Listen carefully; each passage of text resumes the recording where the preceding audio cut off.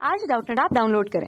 Doubtnut पर अपने सभी गणित, रसायन विज्ञान, भौतिक विज्ञान और जीव विज्ञान के डाउट्स का करो सफाया। बस प्रश्न की फोटो खींचो, एक ही प्रश्न को क्रॉप करो और तुरंत वीडियो सोल्यूशन पाओ।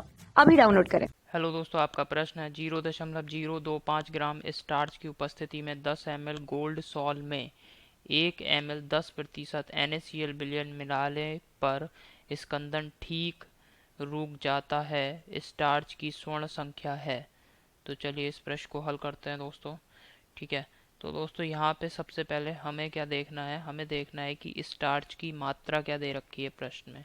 ठीक है, स्टार्च की मात्रा हमें दे रखी 0.025 ग्राम। अब दोस्तों इसको हम मिलीग्राम में बदल लेते हैं। तो मिलीग्राम में क्या संबंध है ग्राम और मिलीग्राम में दोस्तों?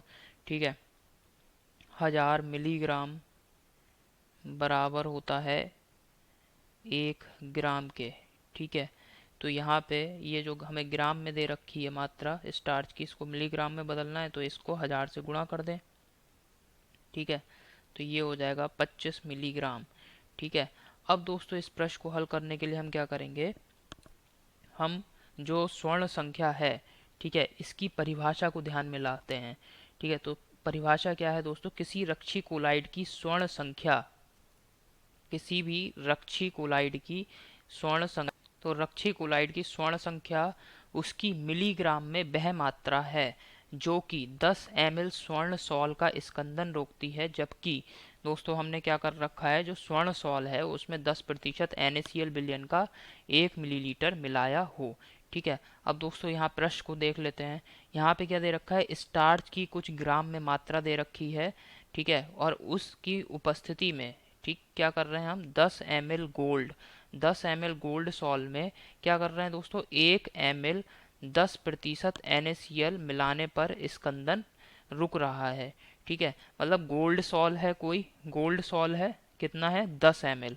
ठीक है, 10 ml गोल्ड सॉल है, उसमें हमने क्या करा है, 1 ml 10% NaCl विलयन मिला रखा है। और इस गोल्ड सॉल का स्कंदन कितने ग्राम स्टार्च लेने पर रुक रहा है दोस्तों? 0.025 ग्राम स्टार्च की उपस्थिति में रुक रहा है। तो यानी अगर हम इसको मिलीग्राम में बदल लें, ठीक है, मिलीग्राम में बदल लिया हमने, तो मिलीग्राम का मतलब है 25 मिलीग्राम।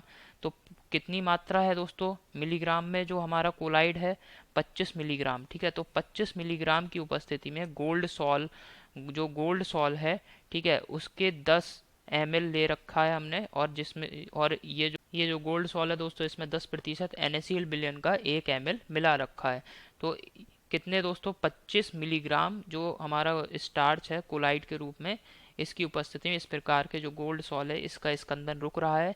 तो यहाँ पे रक्षी कोलाइड की वह जो परिभाषा में आप देख सकते हैं, रक्षी कोलाइड की, किसी भी रक्षी कोलाइड की स्वर्ण संख्या क्या होती है, मिलीग्राम में वह मात्रा जिसकी उपस्थिति में ये जो हमारा 10 ml स्वर्ण सॉल है, ठीक है, 10 ml स्वर्ण सॉल जिसमें कि 10% NaCl विलयन का 1 मिलीलीटर मिलाया गया हो, उसका स्कंदन रुक जाए, वह क्या कहलाएगी दोस्तों?